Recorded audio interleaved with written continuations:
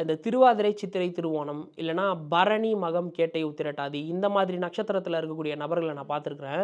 இவங்களுக்கெல்லாம் எப்படிப்பட்ட ஆண்கள் பிடிக்குது அப்படின்னா, ரொம்ப ஸ்டிஃபாக ஸ்டபனாக கம்மியாக பேசக்கூடிய ரொம்ப மேன்லியாக இருக்கக்கூடிய ஆட்களை வந்து இவங்களுக்கு வந்து பிடிக்குது.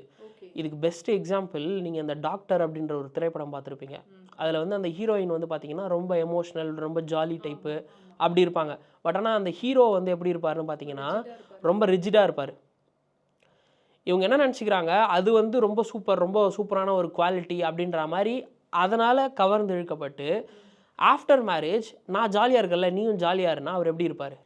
திருவாதிரை சித்திரை திருவோணம் நட்சத்திரத்தை கொண்ட பெண்கள், அதே மாதிரி பரணி மகம் கேட்டை உத்திரட்டாதி இந்த நட்சத்திரத்தை கொண்ட பெண்கள், உங்களுக்கு ஆசையே இப்படி இருக்குது, ரொம்ப வந்து ஸ்டிஃபாக ரிஜிடாக இருக்கக்கூடிய ஆட்களை தான் நீங்கள் கல்யாணம் பண்ணிக்கணும்னு ஆசைப்பட்றீங்க அப்படின்னா, அவங்க ரொம்ப லெஸ் எக்ஸ்ப்ரெசிவாகவும் வெட்டு ஒன்று துண்டு ரெண்டுனும் பெருசாக எமோஷன்ஸை வெளியே காட்டாத ஆண்களாக மட்டும்தான் இருப்பாங்க.